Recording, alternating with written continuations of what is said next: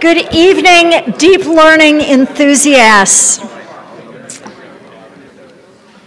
I am Marcia McNutt. I'm president of the National Academy of Sciences, and it is my pleasure to welcome you here. This is the Arthur M. Sackler Colloquium at the National Academy of Sciences. We hold this lecture once a year that brings together researchers and other experts.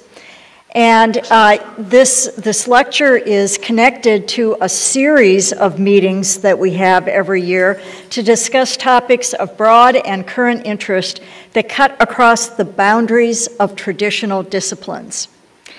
And we pick one of these meetings every year at which to have the annual Sackler Lecture as part of the program.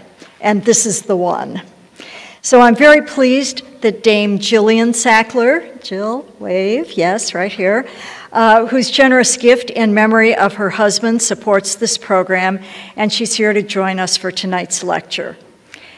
So today and tomorrow, more than 200 scientists, engineers, and researchers are participating in this colloquium on the science of deep learning.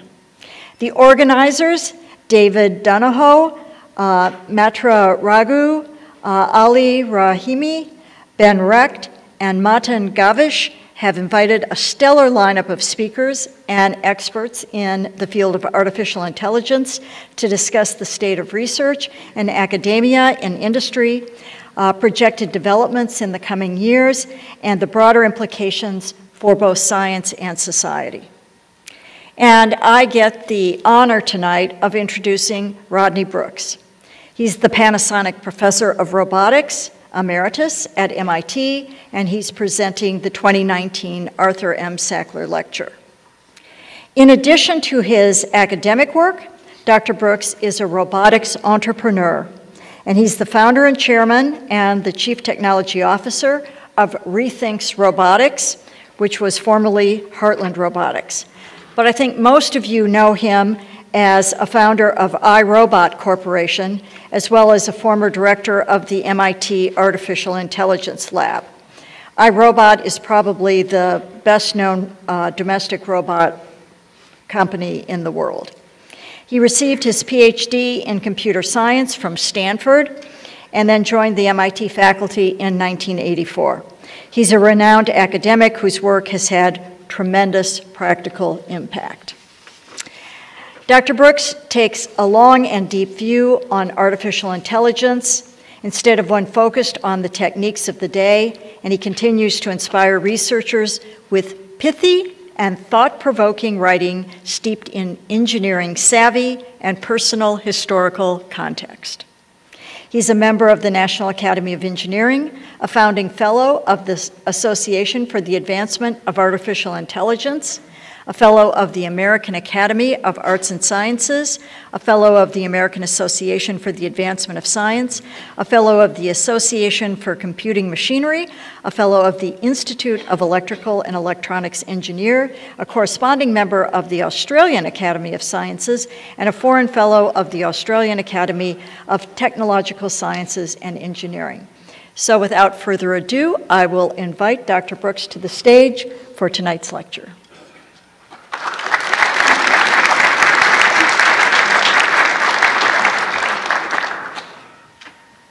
Well, good evening. Now I'm stuck trying to switch this on. Okay. Thank you. First, it's a great honor to be here, and I thank you for the honor, and I thank the Sackler family for making this possible. And I want to thank everyone who's here during the day for staying this long, and those who've come from outside for showing up. So thank you. I'm going to talk. There's not going to be any equations tonight. We have had artificial intelligence around for a long time, and over the last 10 years or so, people have been talking about artificial general intelligence. I sort of view that as a marketing rebrand, because I think originally AI wanted to make general intelligence, human-level intelligence, and more recently people have been talking about artificial superintelligence, when we humans build systems that are smarter than us, so they take over doing the AI research instead of us, and then things just get faster and faster. This is some data that was published in an online article collected from a few different people, references below, about when we are likely to get artificial general intelligence, when our machines are going to be as smart as humans. And the median prediction from AI researchers around the world was human-level intelligence in 2040 and superintelligence that takes over from everything in 2060. So there's not much time left. But I don't buy it. I really don't buy it. I put my finger up to the wind, and I think artificial general intelligence is more likely in 2300, and artificial superintelligence, 2400 maybe. I don't know. So maybe I'm just a grumpy old man, and that could be. It could be. But I don't mean to be a grumpy old man. So instead, I want to turn this into a positive talk of what all the great things that there are for us to do. If it's going to be another 280 years before we have artificial general intelligence, we've only been working on it for 60 years, then there's lots of work to do, and we've got to discover a lot of stuff. Marvin Minsky, back in 1961, published this great paper. It was very academic, had hundreds and hundreds of references about artificial intelligence in 1961, and he called it Steps Towards Artificial Intelligence. And if you look at that paper, he broke up artificial intelligence into 5 subcategories: search, and learning, planning, and induction were sort of ways to control search, and pattern recognition, which is more like what we've been talking about today with deep learning. And he talked about the things we had to do to get to artificial general intelligence. So in homage to his paper, and trying to be positive, that's where this talk came from. I've turned it into Steps Towards Superintelligence. So let's look at what we have to do to get superintelligence. Now remember, superintelligence is more intelligent than us, so anything we can do with our intelligence, this superintelligence we're going to build, supposedly by 2060, but I think 2400, better be able to do everything we can do. So this is the outline of the talk. I'm going to start with a brief history of AI. Alan Turing has 2 well-known papers, one in 1936, where he defined what we today call computation. And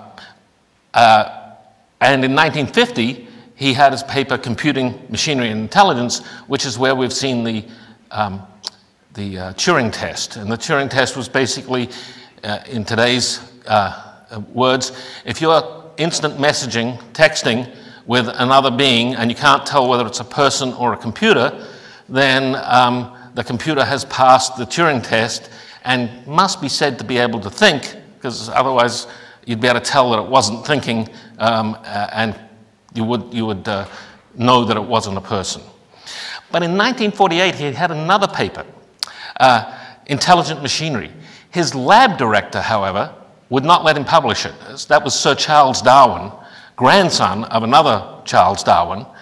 He thought it was too radical, but it's actually a pretty interesting paper. It finally got published in 1970.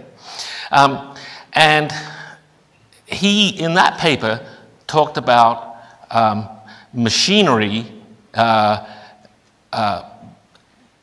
being intelligent in analogy to how the human brain might work.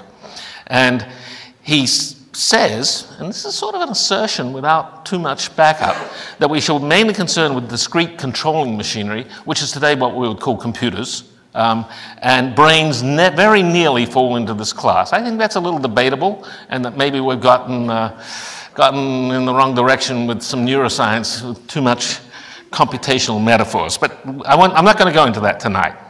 In his 1950 paper, where he proposes what we now call the Turing test, he says, I propose to consider the question, can machines think? Later, he admits that his arguments are not very convincing, but he's going to make them anyway. And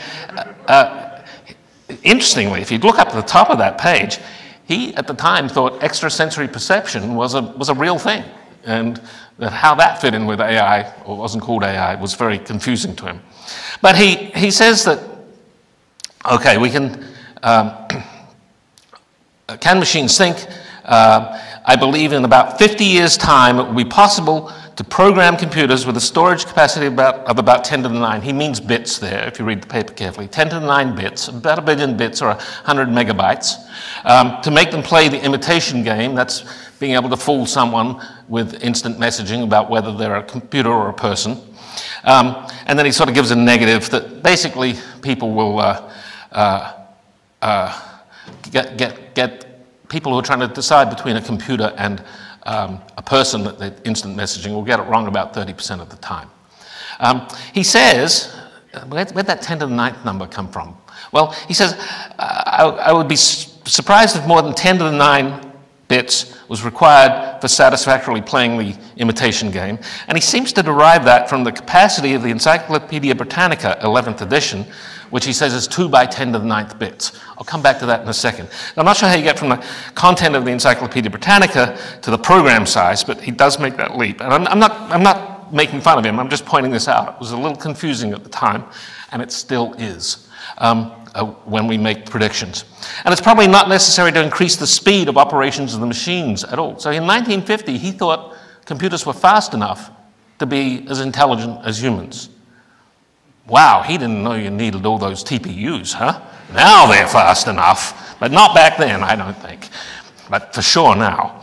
And the yellow may not show up there, but that 10 to the 9th bits, he said that he produced about 1,000 digits of program a day. Again, he means bits. And this is back before there were even assemblers. So you had to write the program in raw zeros and ones, and he could produce about 1,000 of them a day. And so he figures out that 60 workers working steadily for 50 years, and if you work back from the 10 to the 9th, it means they get every second Sunday off. But the rest of the time they're working programming, and you'll get human-level intelligence. That's only 3,000 person years. We put more than 3,000 person years into just about every technique in AI over the years. But he thinks that's too much, so he says maybe we need some more expeditious method. I have the machine learn.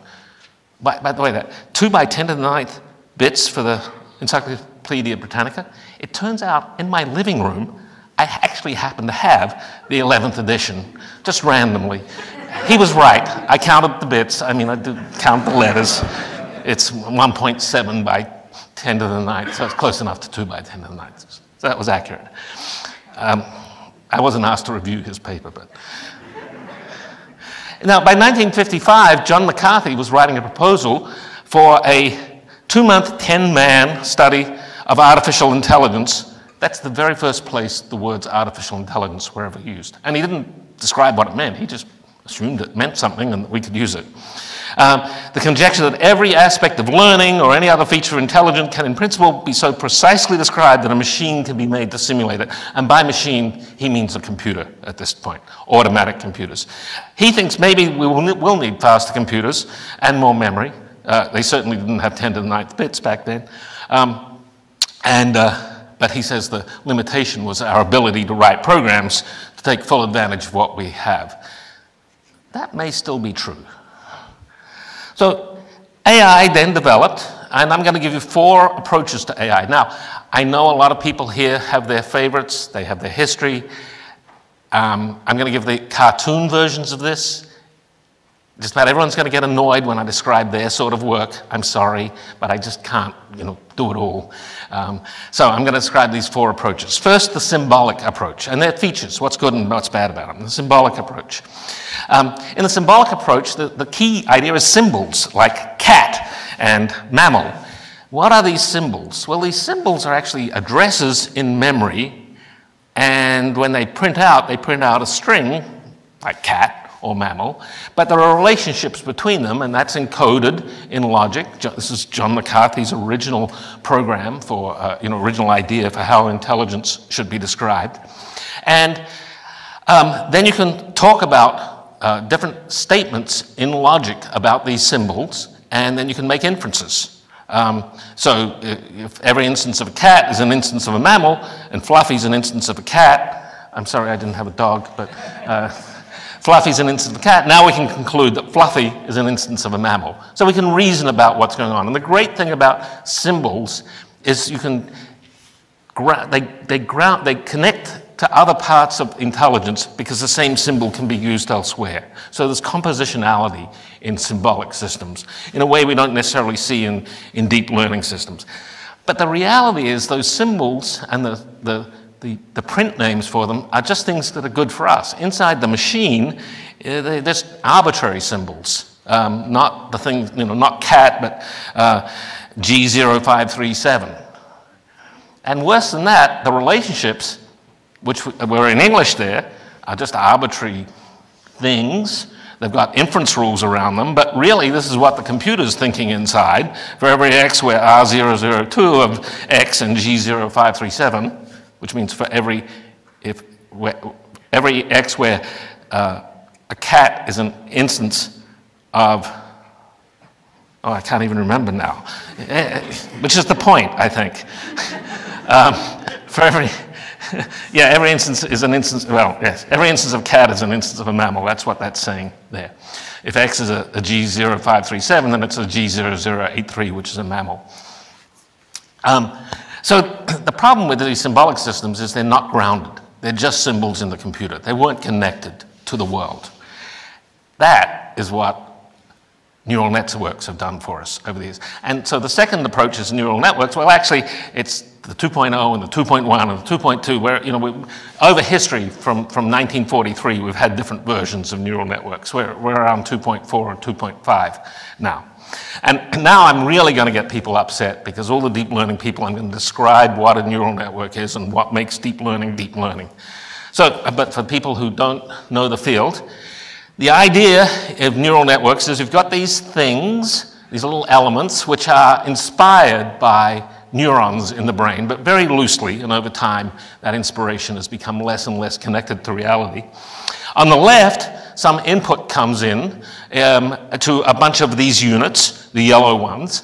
Maybe that some pixels from an image go to each unit, or maybe for like an Alexa going from speech to text, it's a frequency band of the input of the sound coming from the microphone, and so that input gets put into these different buckets on the left. They are connected to a layer of other neurons, which are connected to another layer, so on. And finally, in the output stage, the output neurons output some number between 0 and 1, and the closer to 1 it is, the more active they are, and the closer to 0, the less active they are. Each of those neurons has a bunch of inputs and a bunch of weights. And all the learning that is talked about today is adjusting those weights. So the inputs come in, they're numbers, how much 500 hertz sound there is in the microphone, gets multiplied by a weight, and they all get summed together to give an output, and then they're squeezed back down to between 0 and 1. So that happens in every one of these neurons. And then on the right-hand side, we attach symbols to the output neurons. Car, cat, dog, etc.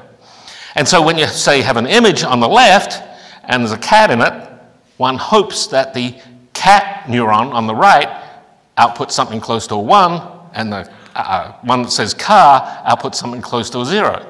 And if it doesn't, you tell it, you should have been 1 and you should have been 0, and a technique called backpropagation goes backwards through the network and adjusts the weights to make it more likely in the future. And what we know about deep learning, which has worked fantastically, is that if you have millions, and this morning people were talking about billions of images to input, and sometimes you show them each 100,000 times and tell them what the right answer is, they're pretty good at learning to label what's in images. The recent thing that's happened with deep learning is the dark blue above is how things used to be. There was someone who'd engineered what the features you were supposed to look for in the image or the stream that came in from the microphone ahead of time, the phonemes. So in an old-fashioned neural network from 10 years ago, you would have had a bunch of graduate students would have come up with ways to detect circles and ellipses. That's pretty good for finding wheels of cars, etc. And they would be the inputs to the neural network with just a few layers. These days, everything is done by the neural network with many more layers, and deep refers to lots of layers, not to deep thinking. And The world was surprised in general, I think, with this article by John Markoff in 2014 showing the Google result of Google program being able to label this image with a group of young people playing a game of Frisbee. And Jitendra is here. I think you were pretty surprised by this result when it came out. Jitendra's worked in computer vision for 40 years, and he was pretty surprised by this. We were all surprised how well it worked. Other sorts of machine learning, reinforcement learning, people may have heard of AlphaGo, beating the world Go champion. It used a form of reinforcement learning. Originally invented by Donald Mickey back in 1960 when he was a senior lecturer in surgery at Edinburgh University. No access to a computer, so he built one out of matchboxes and colored beads and invented reinforcement learning. That's the first place the term was used in his first paper, and taught it to play tic-tac-toe, or as he called it, noughts and crosses. We got bigger computers now we can do it with Go. Okay. Traditional robotics is another approach. Traditional robotics really tried to connect the symbols to the real world. And the very first PhD thesis in computer vision was by Larry Roberts in 1963. He died just a few months ago.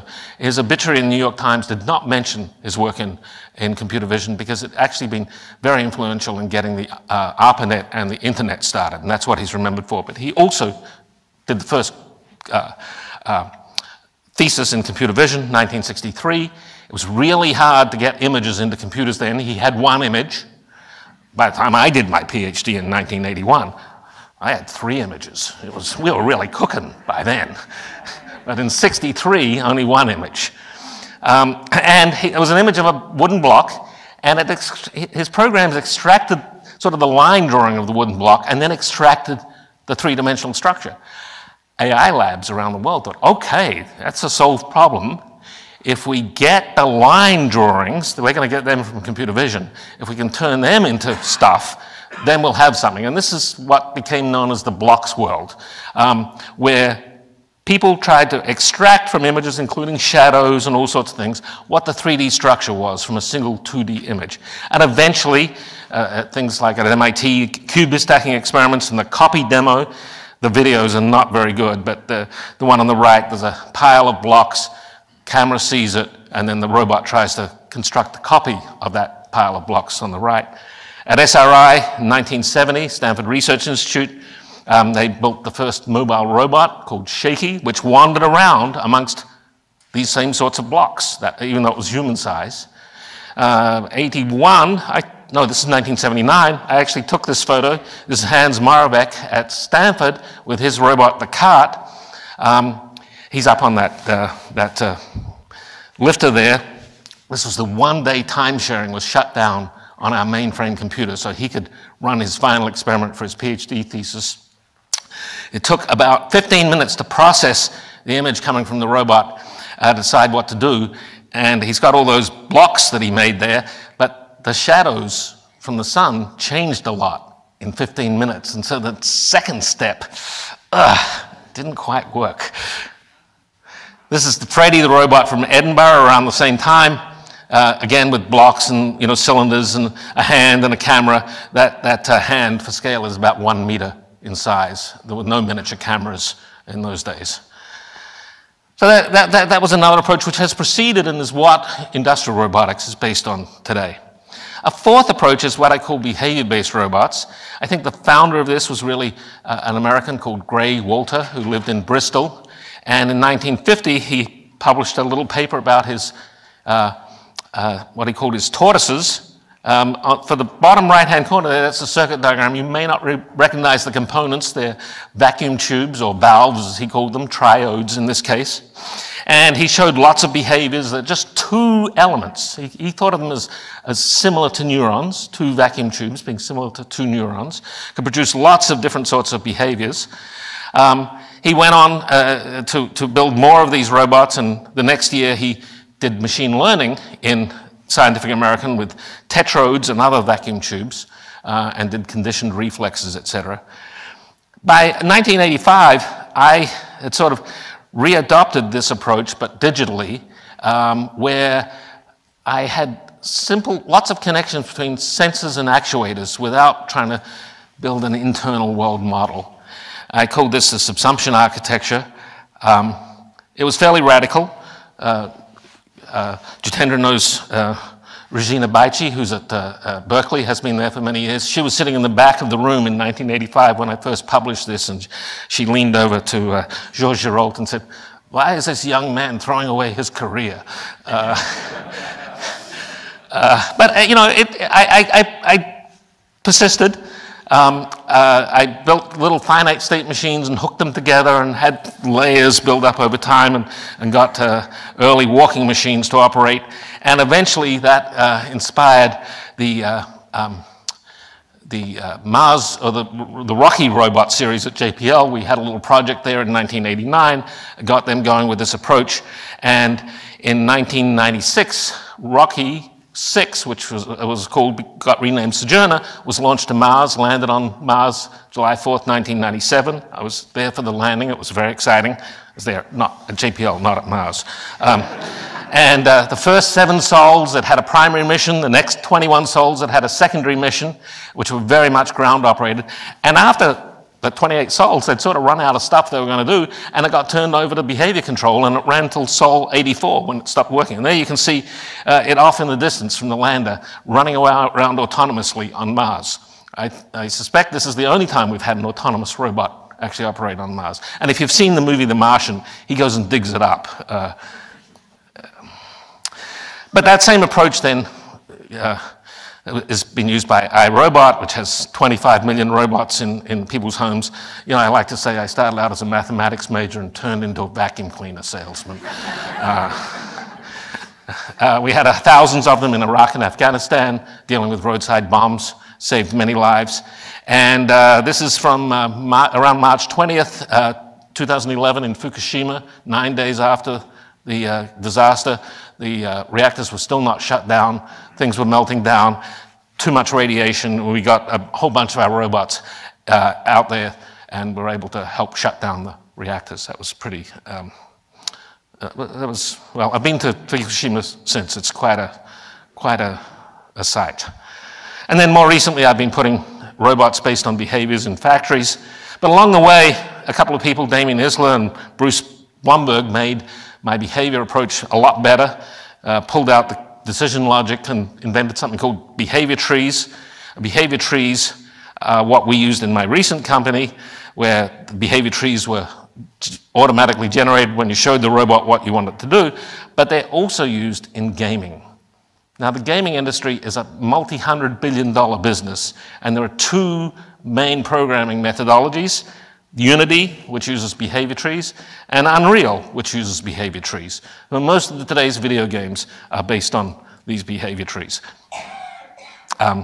Unfortunately, I didn't have any part to do with this, but I could have been a game salesman then. So these 4 approaches, symbolic, neural, robotics, behavior, I've sort of given a little cartoon characterization of them. Symbolic and robotics, traditional robotics are deliberative. Neural, I see a cat. And behavior is both reactive and deliberative. And they have different strengths. I thought about this and I gave them a score of 1 to 3, where 3 is good. So symbolic is best at composition because those symbols let you connect different parts.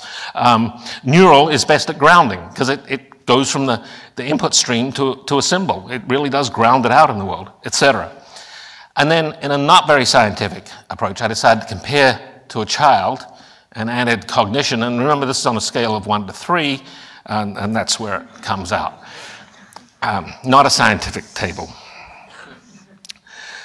But I think I'm going to say why I think we're missing with our AI and our machine learning and our deep learning what is truly hard and what remains to be done. First, I want to say a little bit about why people are bad at predicting the future of AI. I had a paper in article in Technology Review with what I call the 7 deadly sins of predicting the future of AI. I'm just going to talk about 2 of them right now. Performance versus competence. When we see a person perform something, and perform some task, we have a pretty good idea of what that means about their general competence in that area. We have a good model to go from observing a person's performance to their competence. Unfortunately, that model does not apply to deep learning or any other aspects of today's AI, and we get confused. So, if we saw a person labeling this image as a group of young people playing a game of frisbee, we'd think we could talk to the person about stuff. You know, what's the shape of a frisbee? A person should know that if they can recognize it. How far can a person throw a frisbee? You know, can a person eat a frisbee? And we'd be surprised if a person who was able to label images in that way didn't know the answers to these things. But our deep learning networks know nothing about this. They don't know what play really means. They know that how that pops out of images, but they don't know that a person can eat, for instance, even if they can label that a person can play frisbee. So it's very different. And at the bottom, there's probabilistic sorts of pieces that have to get merged together, and it's much fuzzier than we are. We would never think that there was a 20% chance that that thing up in the tree was a person. We're just sure of it, because we've got other ways of thinking up and down, whereas these networks go in one direction.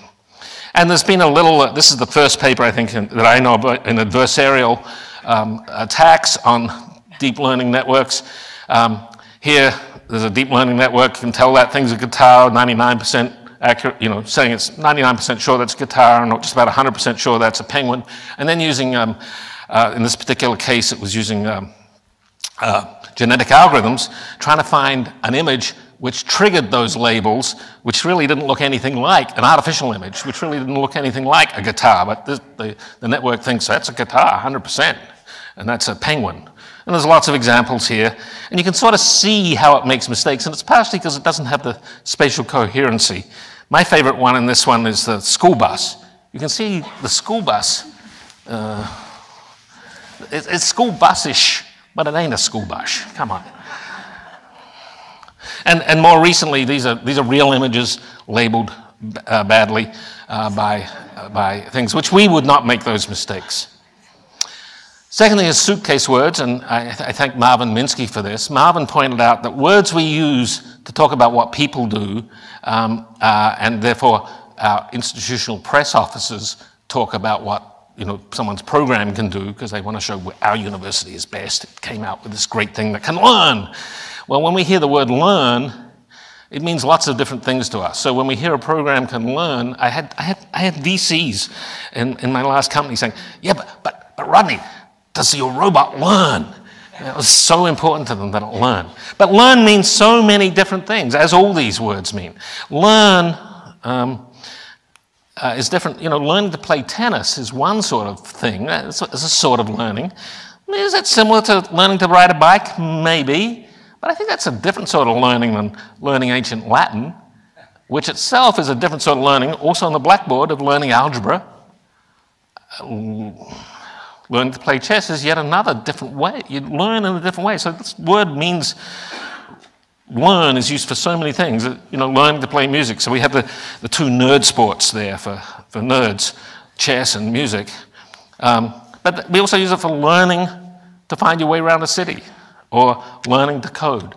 And so when we hear that a program has done something like learn or imagine, which we've seen so many things come out of Google press office. Sorry, Google, but we have seen so many things come out. We imagine it's imagining the way we imagine, but it's not. It's just a tiny little sliver of the meaning. So I think if we're going to make progress towards superintelligence, we need a new Turing test, because otherwise we won't know whether we're making progress.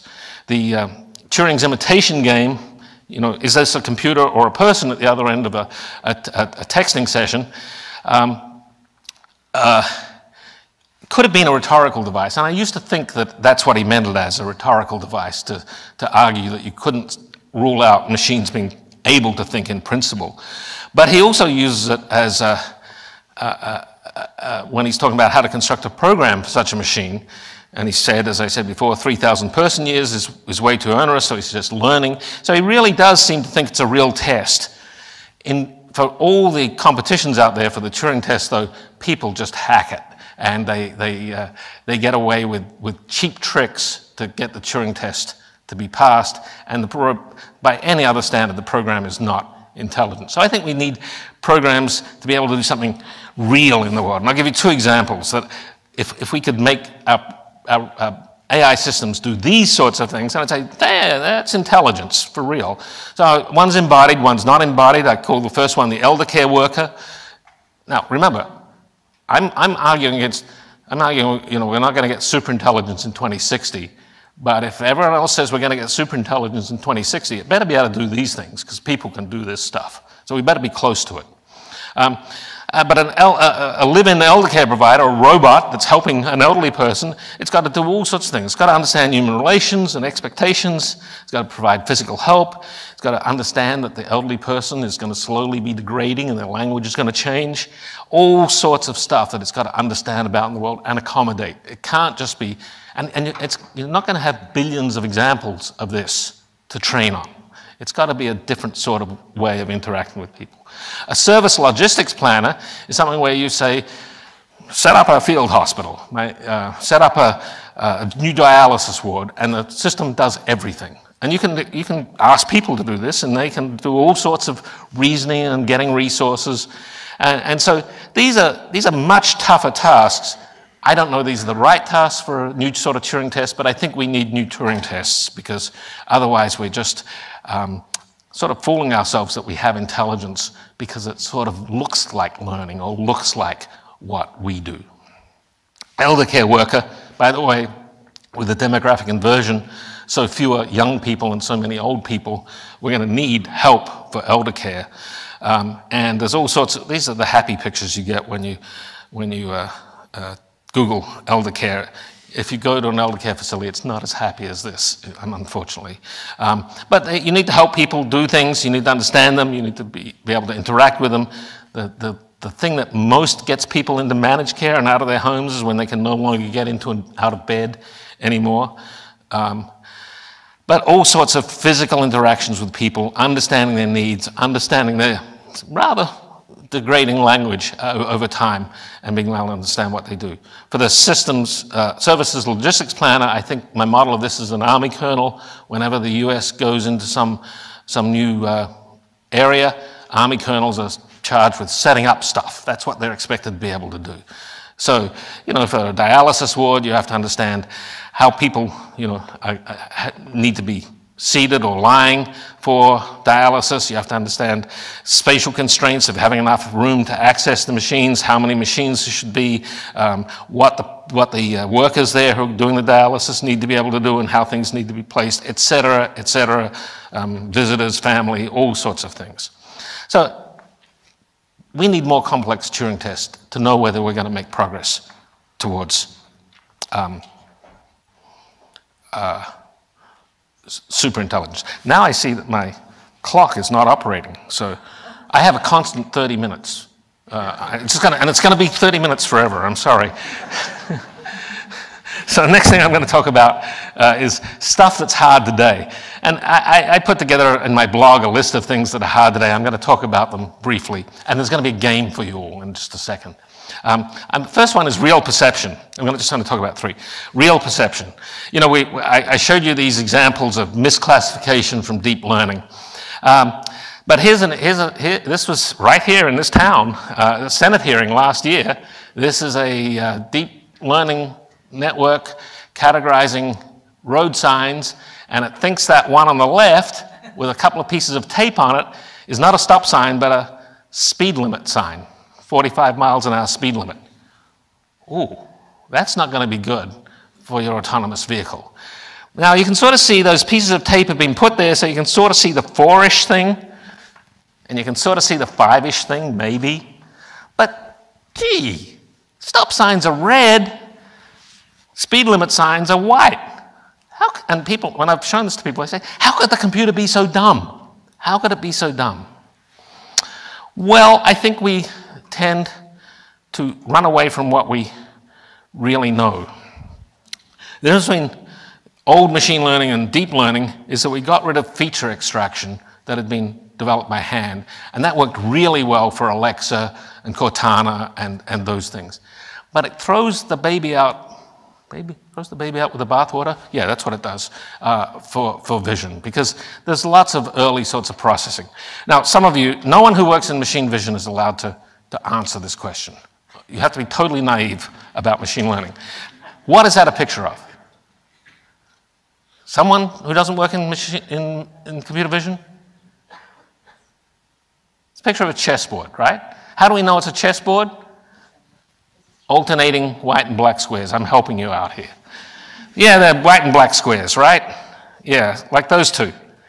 They're the same intensity on the screen. Let's just cover up some stuff. You see that they're identical in intensity. But it's only when you see the context and the shadow that your brain labels one as white and one as dark.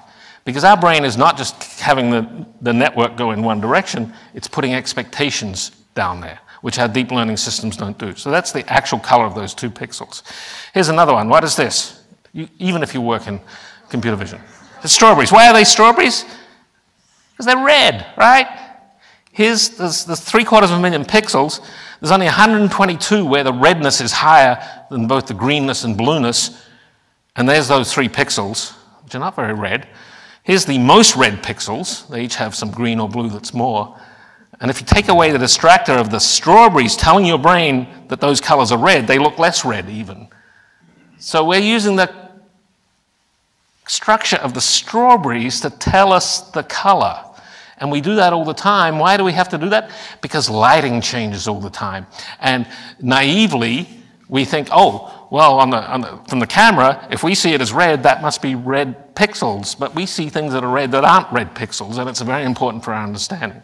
We don't have those backward flowing stuff that we know happens in the human brain, whereas some parts of the visual cortex, 90% of the connections go backwards, back towards the sensor, only 10% forwards.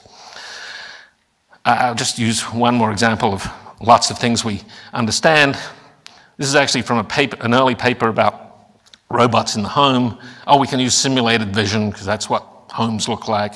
No, homes look a little more complicated. But we understand that structure. You know, if I ask you to look for the rice cooker, you sort of know where to look for it. There's the rice cooker. And if we also look at this pan that's on the cooktop, we know a lot of other stuff. I think you can figure out, just by looking at that image, that it's possible for a human adult to walk in there and obscure the rice cooker and not obscure that pot. Because they can walk in the channel that you see there, even though it's hard to see the channel. You know about the structure of kitchens. Whereas it's impossible to have a person walk into the picture and obscure the pot, an adult, without obscuring the rice cooker too. So we know lots of stuff about images. All these things that deep learning use millions or billions of images. I'm going to try and train you on something. Who here knows what steampunk is? Okay, so that means some people don't know. So you people who don't know what steampunk, you're my audience now. People who know what steampunk is are not allowed to speak. And the people who don't know what steampunk is have to yell out the answers, okay? So I'm not going to tell you even where in the ontology steampunk falls. I'm going to give you 3 example pictures of steampunk. Here's steampunk, okay? Here's steampunk. Here's steampunk. Okay, now we're going to do a test. And I'm looking, at least you two, but everyone else who didn't put their hand up, you have to yell out the answer. Is that steampunk? No. And by the way, steampunk, you find steampunk at maker fairs. These guys are at a maker fair. That's not steampunk here. Okay, that was good. There were a lot of goggles there. Is that steampunk? No. Is that steampunk? Yes. Okay, 3 examples, and you're categorizing correctly. Weird goggles again. Is that steampunk? No. What about this? Yes. Yeah, I think this is a poor attempt at steampunk. I think she tried but didn't really get it. Steampunk? Steampunk? Yes. No one else had a robotic arm. And you can hardly see his goggles, but yeah, that's steampunk. 3 examples shown once. Very different from what our deep learning and machine learning can do today. So we're going to need to make it better so we can talk, I'll be talking to my robot about steampunk when I'm elderly, and so it better understand what I'm talking about. Real manipulation. We're not good at real manipulation yet. This is the hand-eye group at Stanford University in 1978. How do I know that? Well, that's me. And I also know that besides the blue arm, as we called it there, just off picture is the gold arm. And if you go to the Gates Hall at Stanford campus, in the front of it you'll find the gold arm, and it's got a gripper there, and that gripper is what's called a parallel jaw gripper with 2 sliding fingers on a flat plate with worm screws. That's 1978. This is what my company sold last year for grippers. 2 parallel jaws on a sliding worm screw, and so a little bit of advice on how to lubricate it. We haven't changed the robot hands we use in 40 years, unfortunately, and we haven't changed their dexterity in 40 years. We sold a kit to outsource the problem to the end user so they could build custom hands. In Germany, the Schunk company has about 10,000 different, in this paper catalog, about 10,000 different versions of parallel jaw grippers of all sizes and capabilities. We're not good at manipulation. One of the things that people say that why we're going to go so quickly to artificial superintelligence is, well, the systems are going to be able to read the web and read books. Can we read books today? A lot of human knowledge is in books and in video tutorials, but can we make sense of it? Again, I think we've seen it overhyped by the press when Microsoft had a thing that could read certain things and find keywords and answer questions based on the keywords in the paragraphs that were right there. But real reading is very different from that. And I'll just give you an example. This is something from NYU, Winograd schemas.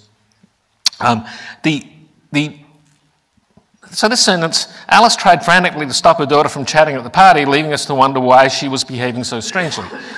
Who is she in that sentence? Well,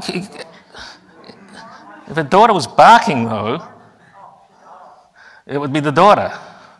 The delivery truck zoomed by the school bus because it was going so fast. It is the delivery truck, but if it was going so slow, it becomes the school bus. No. Yeah, it becomes the school bus. So to figure these out, you have to do a sort of little mental simulation of what's going on. I'll give you one more here.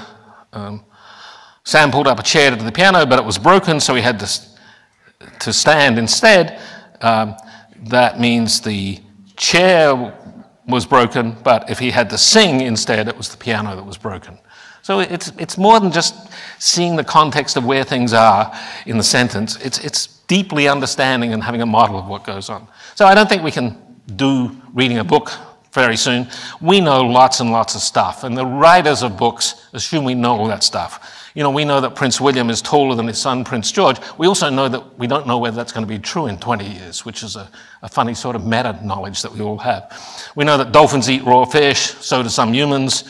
Dolphins don't usually eat cooked food, humans do. We know all these things. We just have all this background knowledge that's used in reading a book. It's called common sense. Our AI systems have very little common sense. John McCarthy wrote his first paper on common sense programs in 1958. We have not made much progress.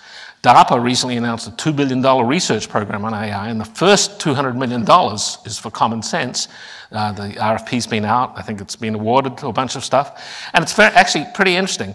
They're looking at the objects, agents, and places, and trying to get the level that a 2-year-old understands about objects, agents, and places.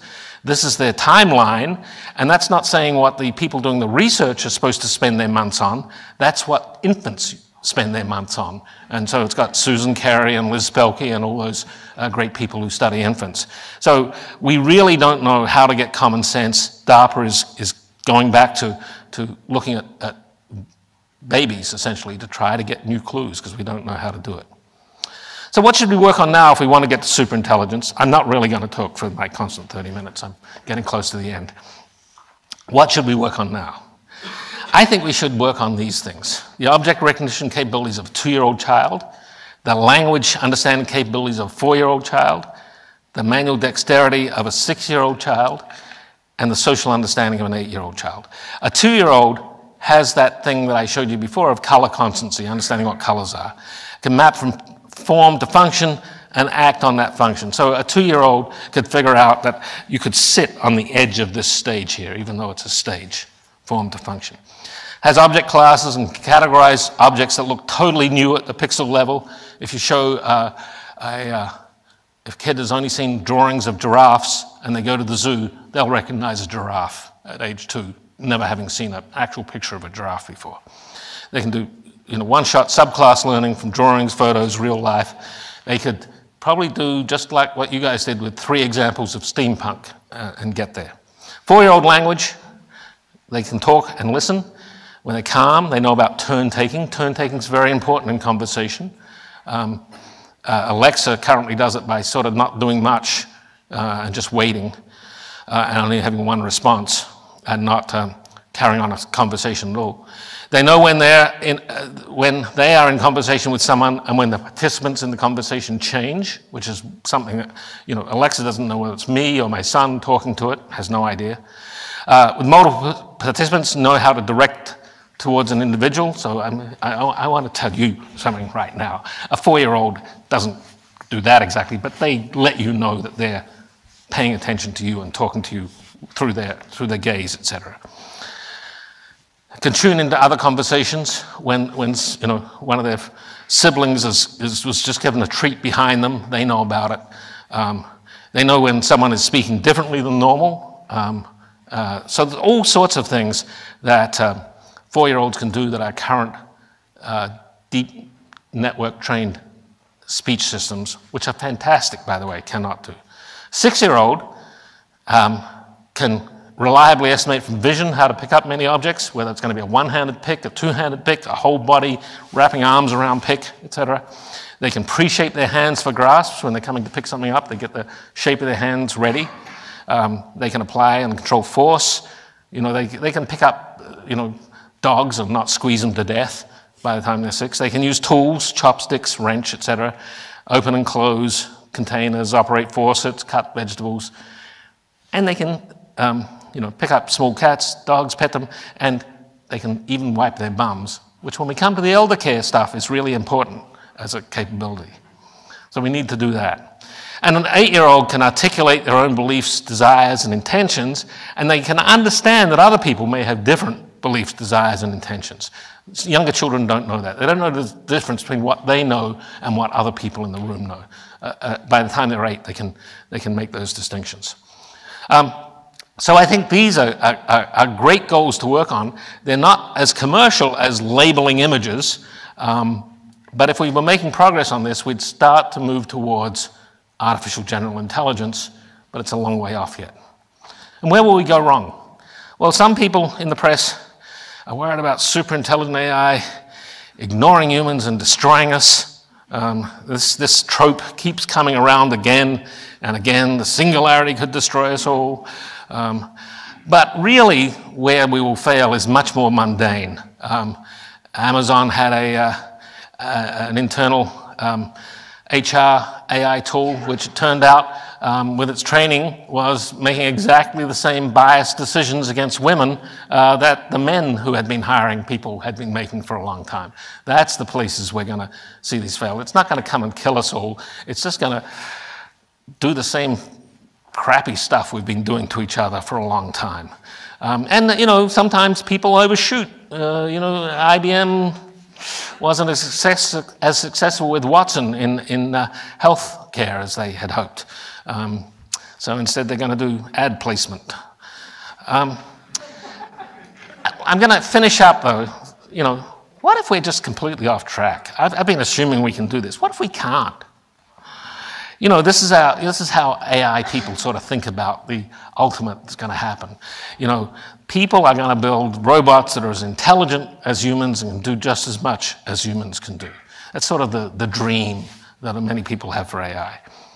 Well, suppose you saw this scene, and you saw these 2 dolphins coming out of the water. Okay, it's 2 dolphins. Now, there's dolphin A and dolphin B. What if you then had a closer look and dolphin B turned out to be a robot? Would you conclude that dolphin A had built Dolphin B? Is Dolphin A smart enough to build a robot version of itself? No, they don't have opposable thumbs. They couldn't have done that. They couldn't be smart enough to do that. But we're smart enough. We're going to build these super intelligent systems. That's how smart we are. Perhaps we're just not smart enough. Perhaps we can't do it. That's going to be a real blow to our ego. We think we're really smart.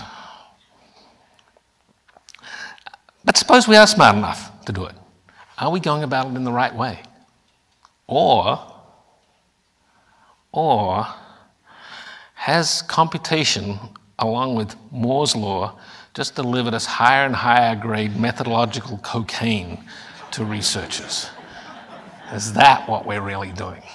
I think we should be worried whether we're really making progress or we just got more TPUs. I think we can do it. I think it's going to take centuries. And I would go along with Alan Turing that we can't really predict what's going to happen in the future, but we can see there's plenty of things we need to do. And we're only doing a tiny, tiny sliver of the things we need to do to get towards artificial general intelligence or superintelligence.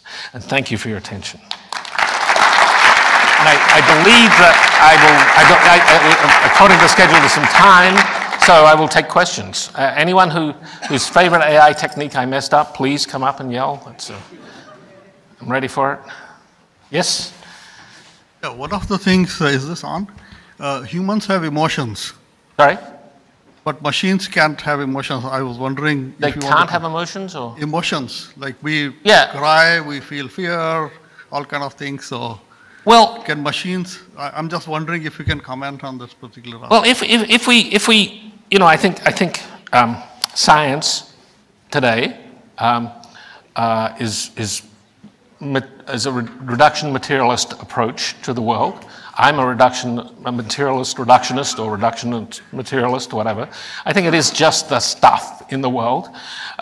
So I think that I am a machine. When we teach molecular biology, we don't say, oh, this molecule comes over towards this molecule, and then the soul intercedes and they dock together. We think about it in terms of van der Waals forces, that it's all mechanism. I accept that. So then we are machines and we have emotions. Whether we're smart enough to build another machine with emotions is one question, or whether there's something about the stuff that we're made of which does something that isn't well captured by the notion of computation, which is important, could be another thing.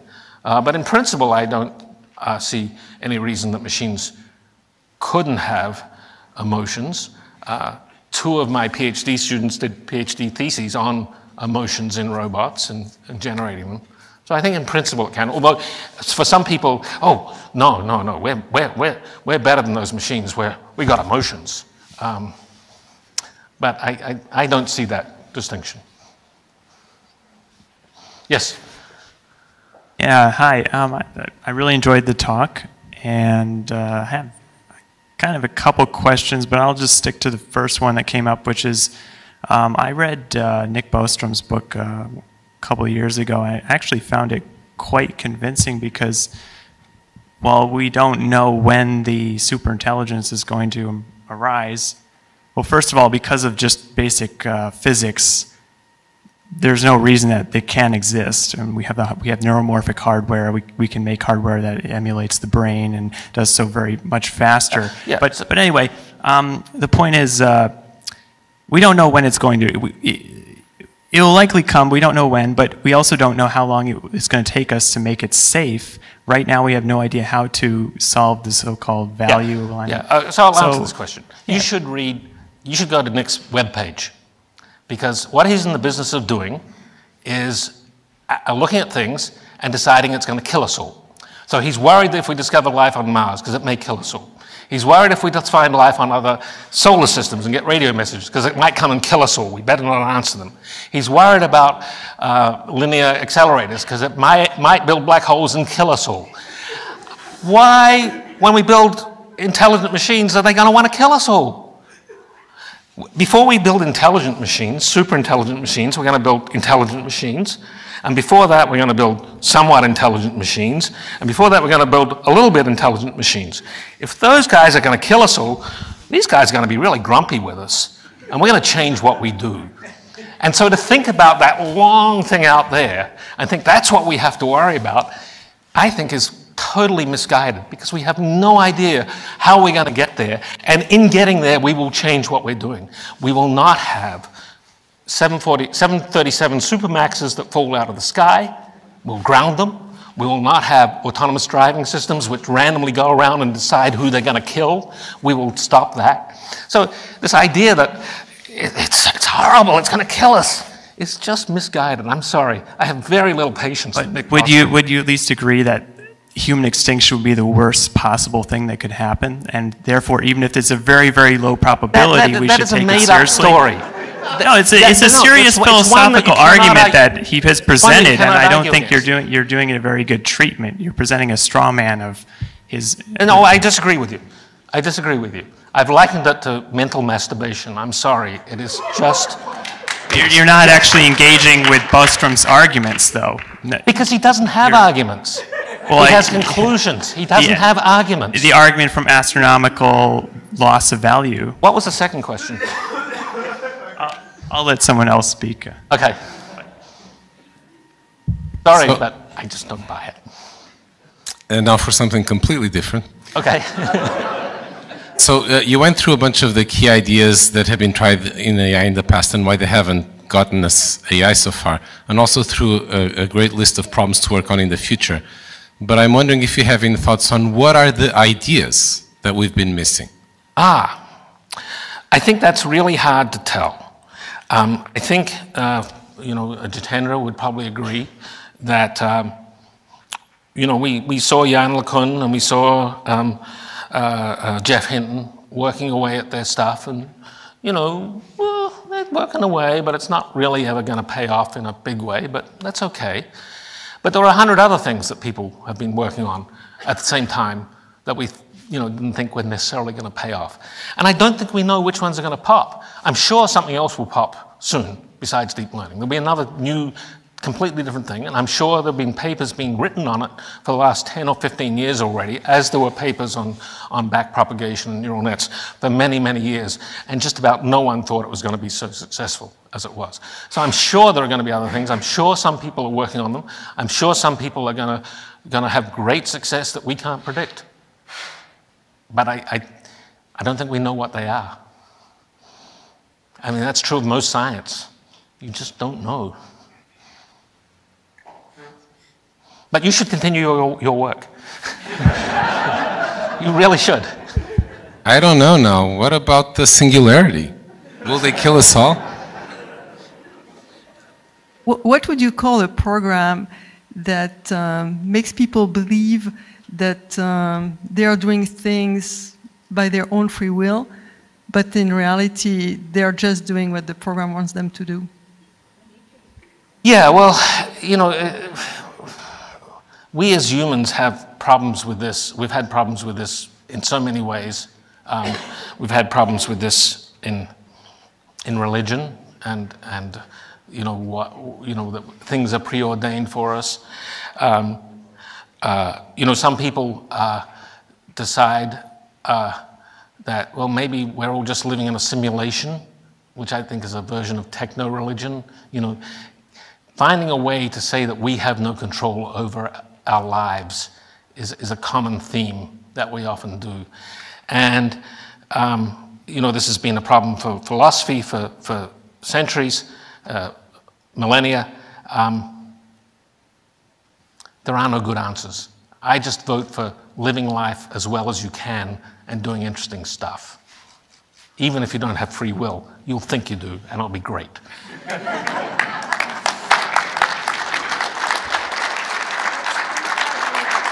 Thank you.